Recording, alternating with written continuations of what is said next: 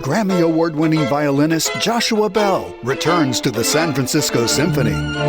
Experience the power, precision, and passion of one of the world's great violinists. Hear Joshua Bell in Brahms' famed Violin Concerto with the Academy of St. Martin in the Fields. That's Joshua Bell, March 1st at the San Francisco Symphony. Tickets at sfsymphony.org.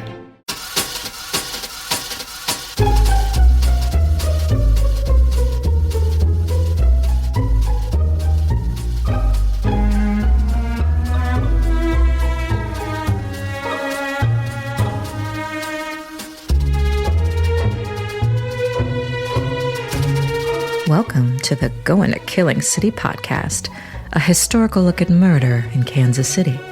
Here are your hosts, Jamie Green and Alex Greenwood. All right, everybody, welcome back. Season 3, we have made it. We have not been canceled. CBS Paramount has not come down and said, you guys are too expensive. We are back for Season 3. Alex Greenwood, my evil twin, how was your hiatus, my friend? To be honest, a little too brief, but this is one thing I have looked forward to. I not only did I have a hiatus, but the last week I took a kind of a hybrid staycation with my wife and kid, and we went out of town for a little bit, but basically we were hanging around. But it seemed like, of course, you've heard this before, you stay around the house and there's always some honeydews and well, there's this, and I had a hard time relaxing, I think. But so not only do I have to go back to work again tomorrow, and don't you love your colleagues who give you a sneak peek of the fires that have been burning while you're gone? And then all that. But one of the high points is knowing that I can talk to my evil twin and we can get back into, I don't know, getting into the ears of our Going to Killing City family. You know it. We did take a hiatus, maybe stupidly, because it felt like this was really, the downloads were getting crazy good, which is a good thing. But I think it's good to stay fresh. We did take a step back and do stuff. But we did have some homework, as you know. Alex, we did do the tour. Yes, it was a smashing success. Wow, we were so happy with it. It sold out. And I'm going to forget somebody's name, so you know who you are. You were on that tour. Thank you for joining us and making it special. And Alex did a nice Instagram post that you can see what we did on that tour. We're going to do one in the future, probably this fall, but they're no longer going to be free. We did the proof of concept. It was free for the first one. After that, we're going to actually, make a few shekels. Yeah, don't worry. We're not going to hold you to ransom or rob you as well. Actually, we should rob you because it's no, we should not rob you. I'm sorry. No, we do intend to do more live events, and I'm not sure that this one will be a live event, but we do have an event. Do you want to talk about that now, or do you want to wait? Go ahead. Okay, but it's going to be kind of hybrid because, well, okay. If you're on the tour, you know what you're talking about, the Savoy, and talking about Spookin' at Savoy, which Spookin' at the Savoy, by the way, one of our best downloaded episodes. Jamie's piece on that one. He did, it wasn't Stompin', it was 2-part. Slaying at the Savoy was part 1. Spooking at the Savoy was part 2. Okay, I'm all in favor of spooking, but not slaying, because I meant what I said on the tour, and I think I might have even said it on a previous episode, or if I haven't. I'm thinking about staying in that 5th floor room. Oh, you're more than thinking. That's right. And doing a live stream. I have my Riverside account, and it's easy. We'll let y'all in. There may be some other ways to do that, but I think we're going to get all the facts worked out. But I'm going to live stream that, and Jamie is going to be like mission control. Oh, yeah. And he's going to do a Millhouse, and he's going to dial 9 and 1 and just keep his finger over the 1 all night in case something happens to me. But I'm going to stay in the room. If you don't know what I'm talking about, and I'll make a note here to put in the show notes. Go listen to Slaying and Spookin' at the Savoy, which we did last Halloween time, and you'll get an idea of the room I'm staying in and the weird stuff. Jamie, just if we could, why is it that you just refuse to do this? I'm a scaredy cat. I admit it. I hate shit like that. I don't like horror movies, Alex. I have never seen a horror movie in my life. I don't like any of that. I get enough sitting here Every day of my life right now is scaring me enough. The real life, the real world. That's the world we're in right now. Creepy as hell. But I'm sitting here wearing my EC. That's the horror comic mashup shirt. Yeah, that just shows you I'm a horror kid. But what is the worst thing that you anticipate could happen to me staying overnight in that room based on the research you've done? You know way more about the Savoy than I do. Well, you could have something appear in the bathroom, apparently. There could be a bloody woman in your bathtub, and the door could open and close all by itself. I put that thing up on Facebook almost a year ago when I was starting to look for stories. Yeah, and just like in the last 2 weeks, this lady sends me this note, and she's like, oh my God, I found you. We stayed there. We weren't even in room 503. They were actually in room 403. I thought I was dreaming, but I was sleepwalking. My husband had to keep me from jumping out of the window, and then I go and do research. I found your episode, and that was the exact same room number, which I think is 403, where the first guy you talked about who committed suicide by jumping out of that window. And then she said they stayed the second night, and the second night some woman appeared by her bed and scared the shit out of her, the spirit. So even since we've had our tour, we've got another person. I didn't look for this person. I didn't try to find it. And she, of course, is like, I don't know who I can talk about this. Everybody thinks I'm crazy. So this could be a lot of fun. Well, yeah, if I survive. So here's the idea, listeners. The idea is we will offer a live stream, as I said, where I will. Now, I'm not going to leave it on like all night. You're not going to hear me snore and stuff like that. But what I intend to do, I'm not going to give it all away. Let's just say it will be somewhat entertaining. There will be some gear rolled out. There will be some tests done. There will be there may be a Ouija board. Who knows? There's going to be some stuff going on here. I will make it as entertaining as I can, but just know that you're going to get both of us, several times. And Jamie, you and I, we've got to figure out how we're going to do it. Like checking maybe an hourly check-in from certain time to a certain time, and then I will probably if something happens, I will of course go live, but it could be at 3 a.m. or something and nobody sees it, but it will be recorded. I assure you there's not going to be any shenanigans where we're going to fake something or anything like that. I'm in the true spirit of science going to just see if something messes with me at the Savoy. I'm actually looking forward to it. Me too, because I'll be here. The first time, listeners, the first time he said, I'm not going, I'll be scared. I'm like, yeah, okay, whatever. BS. You're going to be there. We'll do it together. And you're like, no, you don't get it. I'm not coming. No, I'm not. Okay. So that's coming up in October. We'll get you the proper date.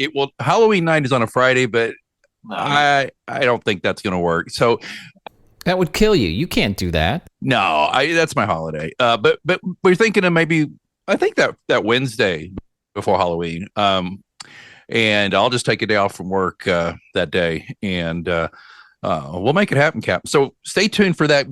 Remember, killingcitypod.com. If you're not on our list, get on it. Yeah, go to our social media.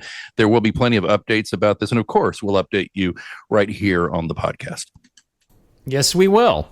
And a couple other things, and then we're going to delve in. You may have noticed our fine people that, and we love our fathers, great people, that we have some ads running right now. You may be like, what the fuck? But we aren't making a ton of money. Basically, what the ads are doing is offsetting our costs for the website hosting, and that's all that's done. But Alex is now going to explain to you this is exciting, new subscriber only service that we're going to add on top of what you're already getting. You're going to get the same Going to Killing City you always did. This is a little icing on the cake. So Alex, break it down for the people. Okay, so like Jamie said, we're looking for ways to just pay for the website for this here enterprise, and not a joke. It's not free to run the Going to Killing City website, and so we're looking to just subsidize that a little bit, and maybe some cocktails here and there. But you're always free to buy us one if you see us out and about. So, what if I told you there's a way to step up behind the velvet rope and get a little closer to the shadows? Okay, we're opening the books just a crack for those who want to be more than listeners, for those who want in. And I want to remind you what Jamie said. You're always going to get this episode. You're always going to get one free episode a month in your feed. That's not changing. Okay, just want to make that clear. But if you want a little bit more, welcome to the Going to Killing City Insider Club, where the past has secrets and the drinks come with stories. Now, here's the best part. Every single perk I'm about to share is available exclusively through the club, and it's going to be on a new Substack page coming soon. And if you hear Substack and go, what is that? It's a glorified blog platform, but we can use it to monetize things very simply. I use it for my All the Fits That's News Substack page, and I have paid subscribers. It's easy peasy lemon squeezy. Okay, so we haven't got the page set up yet. That's coming soon. This is just to let you know the general idea. Okay, so you'll go to that Going to Killing City on Substack, and you'll choose your tier. What are the tiers? The tiers of the clown. No, these are tiers. TIER. I'm not going to tell you prices just yet. You're going to have to come back and learn about that. But let me just tell you what each tier. So here's our tier. The first tier is the Black Hand tier. Think of this as your entry point to Kansas City's shadowy past.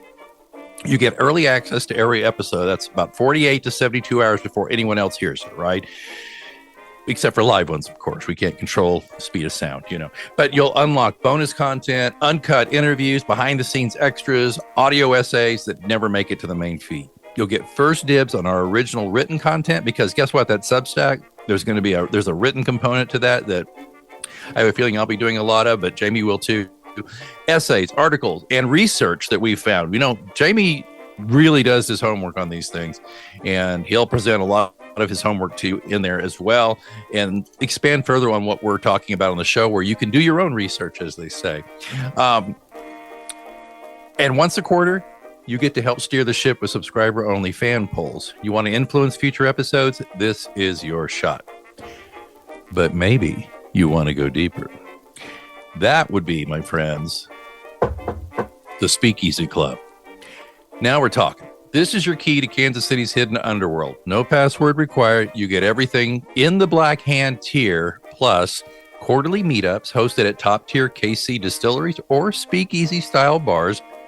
And then, here it comes, first drinks on us. All right? We'll have exclusive talks from mixologists, distillers, mob historians, and maybe even a few familiar podcast guests. Okay? We have live podcast access, priority invites to some of our tapings, whether we're online or in person, with a chance to ask your own questions.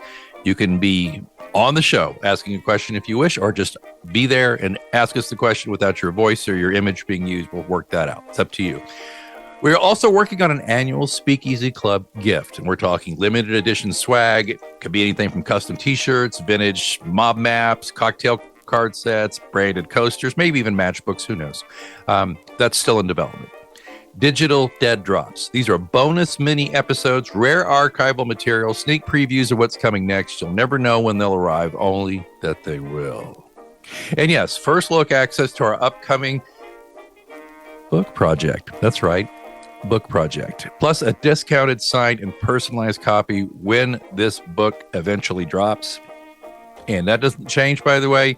You can be a member of the Speakeasy Club for a year, and then you could not renew, and the book comes out the day after you did not renew. You still going to get that book because you were there for us in the beginning. I'm just making a promise to you right here. So we're going to announce this more coming up here in the latter part of August. We'll have more information for you. We'll get the Substack ready to go. And if you join before December 31st, 2025, you'll get our founding member badge. It's a little bit of digital flair. Your name listed on our site or credited on the podcast with some extra goodies in your annual gift to prove you were there at the start. By the way, founding members, we will take founding members for 1 year only. And we'll tell you when the clock starts on that when we announce it. 1 year only for founding members. We don't want to leave that open. So founding members, by the way, go for either tier. Okay. You were here at the beginning. You're an OG. We respect you. We love you. So if you're a fan of the show, true crime, hidden history, or just want to support what we're building here in the Killing City, this is your moment. So stay tuned. It'll be announced on our social media. It'll be announced all over the place, and you'll hear it right here on this show. And I'll have more details, including information on how to go look at the Substack page, which will list the tiers for signing up as a Black Hand or Speakeasy or founding member. Again, full details are coming soon. Stay curious and stay careful out there, my friends. We are very excited to bring you in to the family. Thank you, Alex. Okay, 3 months is a long time to ruminate about a drink, and I'm having a feeling that my evil twin is going to do something spectacular. So 3 months ago, the hint was crash and burn. So, Alex, what did you come up with? I'm thrilled I had some time to really think about this one. And first of all, shout out to this month's sponsor for Going to Killing City. That's Jay Rieger and Company. Wow. Isn't it great to have them back? Were they our initial sponsor, our first sponsor?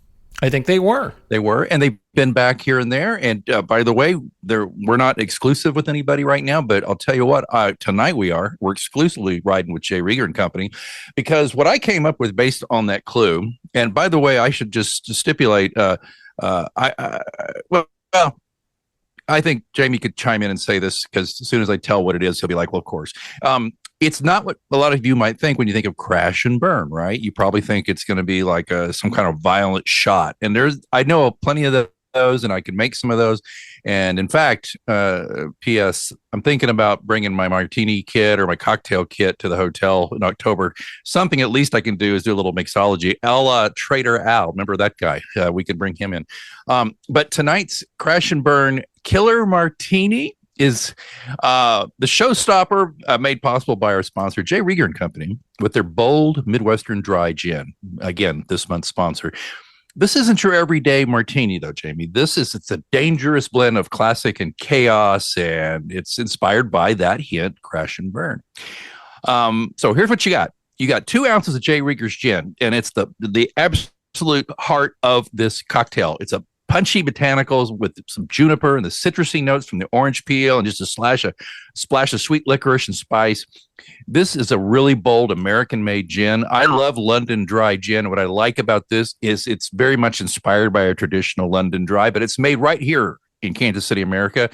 It's 46.1% ABV. It's a double gold medal winner at the 2023 San Francisco World Spirits Competition, inspired by the traditional London dry, as I mentioned. It's juniper forward with layers of aromatic complexity, making it perfect for sipping or crafting explosive cocktails like the crash and burn. So, also won 95 points from Wine Enthusiast and accolades from tastings.com. Jay Rieger & Co.'s Midwestern Dry Gin is always available for your next drink, and you need 2 ounces of it for this here drink, the crash and burn. What else do you need? You need an ounce of dry vermouth for some smoothness, a little bit of depth, a touch of herbal bite to it. Remember what I've always told you, folks, if you're going to have dry or sweet vermouth around the house, once you open it, put it in your fridge. It'll last longer. Keep that cap tight. But tonight, uncap it. 1 ounce of dry vermouth, 2 ounces of Jay Rieger's gin. Then you need a half ounce of pineapple juice. You can get the little cans of this stuff, folks. You don't want to have to go out and buy a big thing of it if you don't drink a lot of pineapple juice. But there are some people who swear by it for certain things I won't go into here. It gives the martini a crash of tropical fruit for drama and balance. Then add a dash of orange bitters to kind of ramp up that complexity, like a twist and a mystery, right?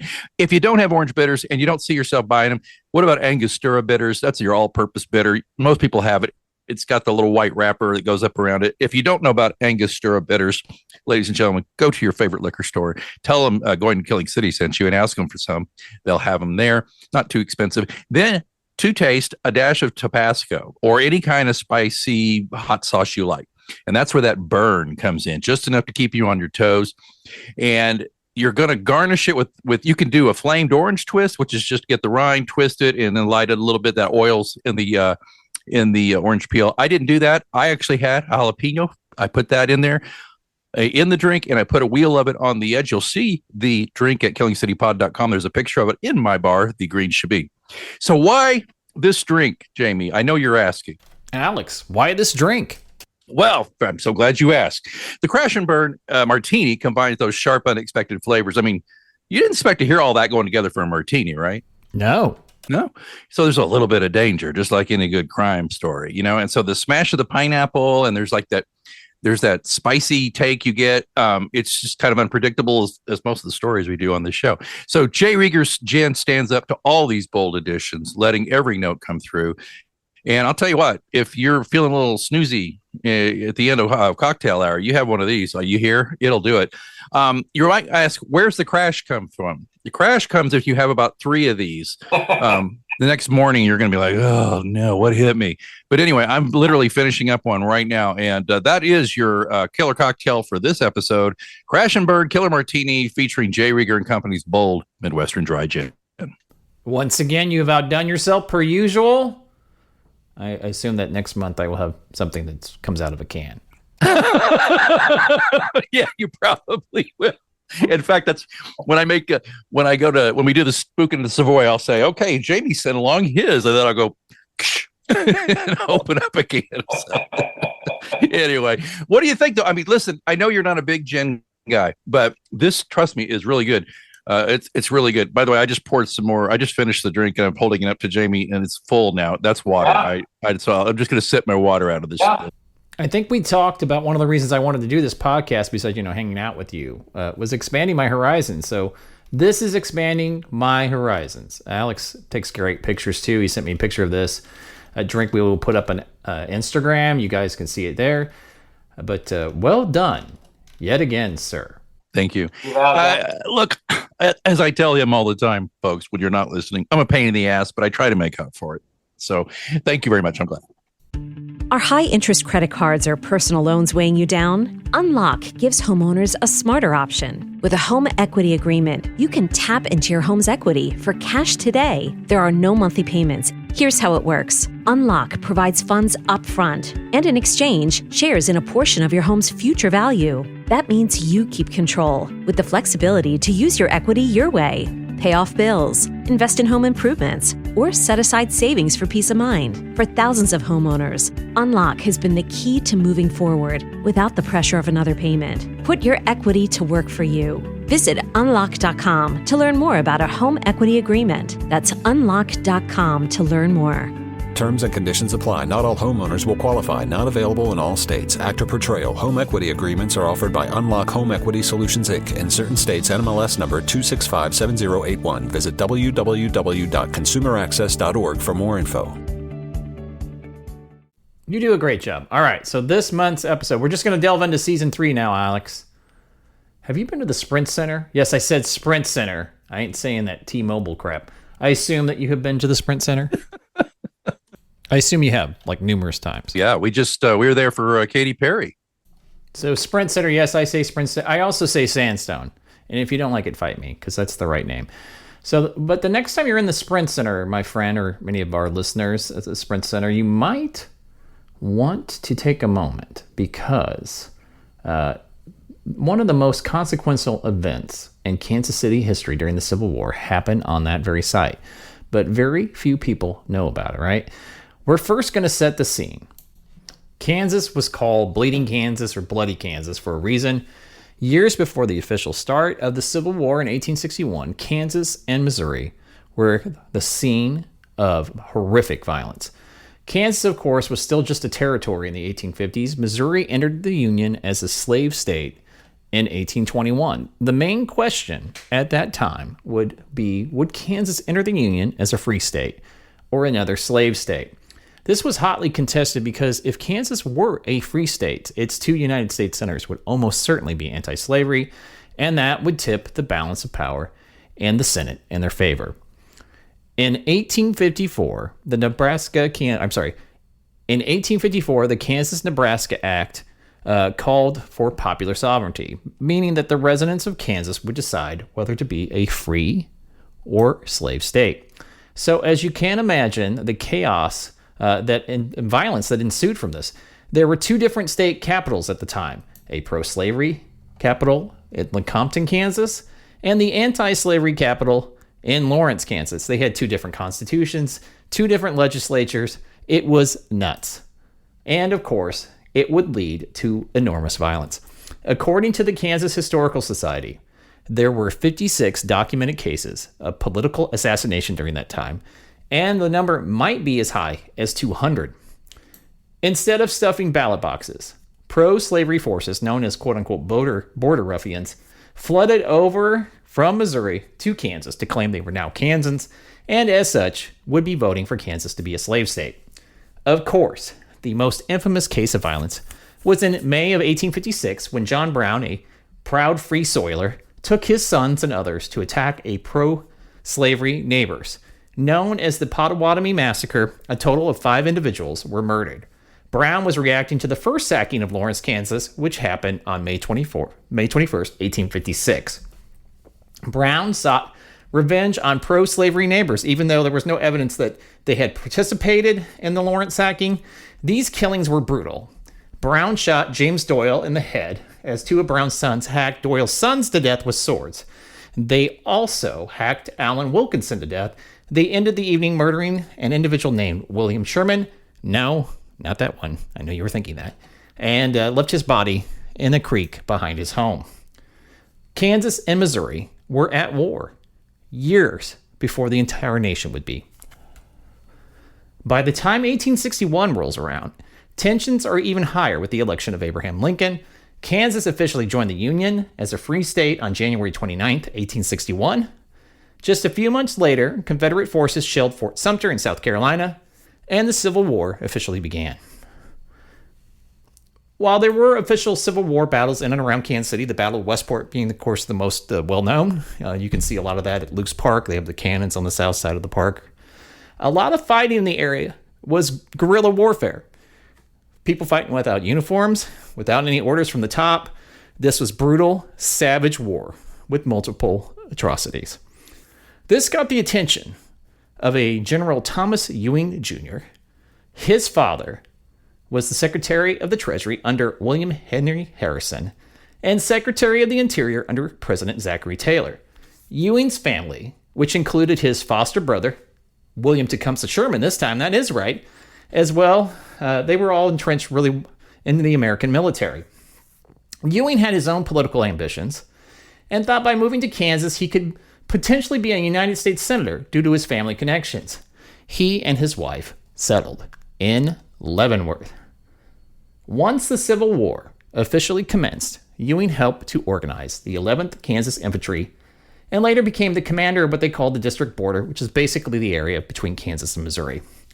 Ewing saw all this carnage, right? And took a rather non-constitutional step. He ordered the arrest of all women and girls just suspected of aiding or comforting Confederate guerrillas. All they were known were to be relatives, either the wives, sisters, or girlfriends of known bushwhackers. In Kansas City, they put together a makeshift jail that was at 1425 Grand Avenue, which is right where the Sprint Center is now located. Now, this prison was really a 3-story brick building, which was owned by the artist George Caleb Bingham, famous artist of the time. It was noticeably in bad structural shape, even though it was only a 7-year-old building. Many individuals commented that its outer walls were bulging out. There were various theories about why the building was becoming unsound. Some blamed rooting pigs at the foundation of the building. Hello, woo. You always got to get that Deadwood reference in. Hang die. Okay, now others would state the support columns were purposely extracted in order to make the building unsafe. Union officials would later state that Union guards removed those columns solely to add space to the building, right? Yeah, that's all. The funniest theory about the building's unsound stature was that Union soldiers had tunneled underneath the building from the cellar to an adjacent hotel to gain access to prostitutes. Whatever the reason, on 2 o'clock on the afternoon of Friday, August 14th, 1863, the building collapsed.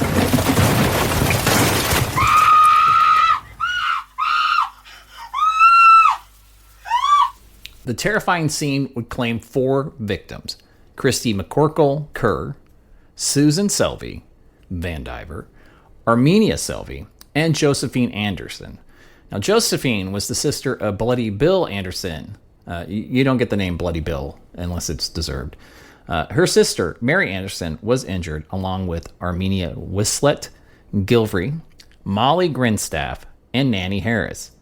Apparently none of these people were named like Smith or Jones. I don't know why. Anyway, these women were relatives of many of Quantrill's raiders. Now, a crowd gathered around the rubble for rescue operations initially, but soon those crowds' mood would change from helping to outright hostility to Union troops. Rumors swelled that the Union Army had purposely removed those support columns solely to kill those female prisoners. Revenge soon set into the minds of many, including the men who had long and violent histories. Grammy Award-winning violinist Joshua Bell returns to the San Francisco Symphony. Experience the power, precision, and passion of one of the world's great violinists. Hear Joshua Bell in Brahms' famed Violin Concerto with the Academy of St. Martin in the Fields. That's Joshua Bell, March 1st at the San Francisco Symphony. Tickets at sfsymphony.org.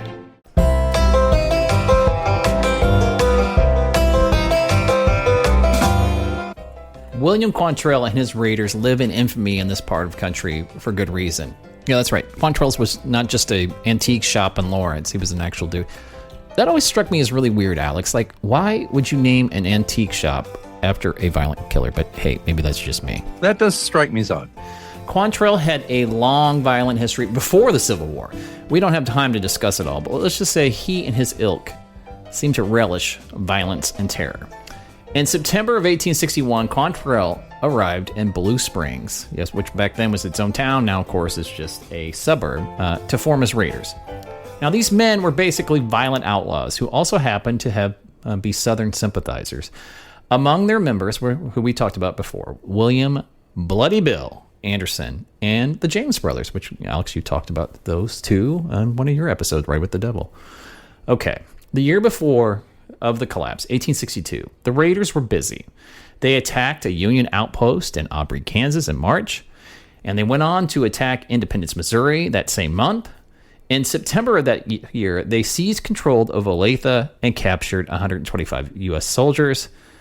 I don't know why anybody would want to, capture Olathe, but whatever. We've managed to done some severe Band-Aid work on independence. And now you're going to open up our flank in Olathe. Must you do this? We're trying to grow here. I don't know why you do that. I love it. I love Olathe. I love it. Love it. Love Olathe. Okay. Anyway, and later in that same year, November of that year, they would ransack Lamar, Missouri. If you're a history nerd like me, that's where Harry Truman was actually born. But it was the reaction to that building collapse, okay, in downtown Kansas City that would etch their names into infamy. Okay, Lawrence, Kansas, as we've already well established, it was a free state bastion at this time. It was an abolitionist stronghold and especially hated by those bushwhackers. Bloody Bill Anderson wanted revenge on the death of his one sister and the maiming of another, and Lawrence was the first place he thought of. On the morning of August 21st, 1863, just 1 week after the building collapse, 450 men under the control of Quantrill maimed, burned, and killed most of Lawrence. It would be known as the Lawrence Massacre. The violence was methodical and diabolical. It lasted for over 4 hours. Think how terrifying that would be. 4 consecutive hours of men trying to kill you. Whether it's shoot you, beat you, stab you. Also, men that are burning down your livelihood, where you live, where you work. So 4 hours. They ended up, Quantrill, they burned over 1/4 of the town. They killed over 150 people. And some people say that it's up over 200 people. Both men and boys. The youngest boy was only 14 years old. They looted homes and banks and took with them as much as they could carry. It was a planned revenge attack. Quantrill's men carried lists for the men to be killed and which buildings to be burned. One of those on those lists was a senator named James H. Lane. He was able to escape running in his nightshirt through a cornfield. That is the worst. That'd be a horror movie for Alex. Anyway. And who led the most brutal aspects of the raid? None other than Bloody Bill Anderson. The description of the terror that day is unimaginable. I can't report all of it, but let's just say it's even worse than you're probably imagining. There was 2 books that I read specifically for this. In the show notes, we have the name of the books and the author. Check it out. If you want to get into all the gory details, they have them all for you. So what was the aftermath of all this? General Ewing responded on August 25th with General Order Number 11, which exited thousands of Missourians in the 4 counties around Kansas City from their home on the Missouri side. The Jayhawkers then went in and burnt every single one of those houses to the ground. Violence begets violence. The main players, though, Alex, for the most part, met their own bloody end. Bloody Bill would meet his end on October 27th, 1864, shot in the head by Union soldiers at Richmond, Missouri. William Quantrill would not last much longer. He fought on, even after Lee's surrender, because he's a moron. He was attacked by the U.S. Army and ambushed on May 10th, 1865. Quantrill was shot in the back and instantly paralyzed from the waist down. He would die soon after in a hospital. He was only 27 years old. So the next time you're at the Sprint Center, take a moment and think about that horrible day in 1863 at that very location where a building crashed to the ground and Lawrence was burnt to the ground in retaliation. And that is this month's episode. Yeah, it's like, what, a quarter of Lawrence's male population was killed in this deal, right? Yeah. I mean, and so that makes it one of the worst civilian massacres of the entire Civil War, which is saying something. And you said, like, all these buildings, so it's about almost 200 buildings were just leveled by this. Yeah. That's homes, businesses, churches, schools. And I imagine some of the survivors had to live like in tents, and where else are they going to go? You know? I think one of the things you take out of this, and we all know this in the abstract, but clearly in this case, violence doesn't solve anything. It just leads to more violence. And it also gives you the excuse to do even more horrible things. It starts all with a bunch of women being killed in an unsafe building. Horrible. I mean, just absolutely horrible that happens. But your answer then is to go, ride over 50 miles over vast distances in that time with 450 men, and then go kill a bunch of other, even more innocent people. I mean, it makes zero sense. Yeah, exactly. And we have it, as we do. We've done 2 seasons of this show, and I happen to know this little tidbit, and I was just kind of double checking it. I didn't want to give it say anything that was absolutely wrong, but just for trivia's sake, we did an episode featuring, speaking of being up here in the Northland, bank robberies by the James Gang. Yep. And I don't mean the band, but some of his Jesse James future gang members, including Bloody Bill Anderson and Cole Younger, is said to have been influenced by or directly involved in raids similar to Lawrence, if not this one. And some of them fought with Quantrill or his successors in the James Gang. So that's just fascinating to me. And when you tell about the age of these guys, 24, 25, 26, and that sounds young, and it is, but of course the average lifespan was what, 45, 50 tops, average lifespan. There were obviously people who lived longer. So, no, but nasty, brutish, and short was their life. And yeah, that's the thing I think we can pull together from this for now, because you make a great point. It's bad now in a lot of ways, no matter what political stripe you are. I think our stripe, but is just that the country is not at rest. But I would say this is right up there with being a worse time, the Civil War. But actually, I think the absolute worst time, and that's for another talk show, I know, but I just want to say this based on my research, is 1876, after the Tilden and Hayes election, where basically Tilden won the presidency, and but there were some shenanigans going on, and basically they just said, look, give it to Hayes, and we'll pull all the troops out of the South, and we'll end Reconstruction. Yeah. So, hey, Tilden traded the presidency for another 100+ years of misery for people who were enslaved and their descendants. And it's just a horrible time, right out the time when President Grant was moving on. Of course, he was being replaced by one of these gentlemen. Anyway, so I'm just a big buff of this era of history. And when I moved here in 2005, I think I never realized that there was so much Civil War lore and history right here under our feet in Kansas City. And just so everybody knows, the plaque, there's actually a historic plaque downtown, but they moved it. It's now a block south. It's actually now a block south of the Sprint Center. So even though it actually happened at the Sprint Center, they for whatever reason, they put it a block out there. But you can go down and see it if you like. There's so many ghosts among us, folks, whether literally or figuratively.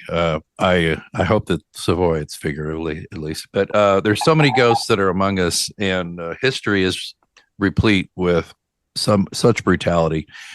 This is a really nice a nice one. I'm such a history buff. I love hearing. I don't love that this brutality occurred, but I love that you picked this one because one thing we learned from the 20 or so folks who joined us for a walkabout back in June, a lot of them are not just true crime buffs. They're straight up history buffs of Kansas City area in particular. And that was kind of a pleasant thing to hear. And so I love it that you picked something that was obviously killing and part of Killing City, but it has other deeper historical implications for the entire country. And it took every fiber in my being not to point out when we were actually on that tour where that had happened, because when we were actually on the streetcar on Main Street, I could have pointed out, you could actually see where the little historical marker is, but I was good. I didn't want to, no spoilers, man. No spoilers. Oh, so looking forward to the new tour. We got good weather for that last one, but looking forward to fall weather. So that's going to do it for this month's episode. Just a reminder, we will be back for everyone in 1 month, September 15th. We're going to have the information about the subscriber only. If you want to be a subscriber, you actually get to have our a absolutely different episode, subscriber only episode. That will drop on September 1. We don't do drink hints for that one. So for September 15th, Alex, give me your hint so I can make a half-ass drink from that hint. All right. It's very simple. 2 words. The hint for next month's episode of Going to Killing City is cave in. Cave in? Okay. I'm going to cave in Alex's brain with a crappy drink. That'd be good. Do that. Yeah. We should do all the bad college drinks that you would drink on your 21st birthday that would just Oh, man. Everclear and a watermelon. That'd be good. Or maybe a trash can punch. Yeah. Oh, yeah. How about a Killer Bee, half a Bauernjager, half Jagermeister? It's terrible. Just terrible. Ooh, I've never had that. Ooh. Yeah. Cement mixer or a Prairie Fire. Don't know that. Prairie Fire? It's just what's that? Tequila and Tabasco sauce. That's it. It's terrible. And the good thing about that is you don't get a hangover the next morning, but you have some other reminders of your evening, I'm sure. Okay. All right, that's going to do it for this month. We will see you on September 15th. Unless you're a subscriber, we will see you on September 1st. Until then, be safe, people.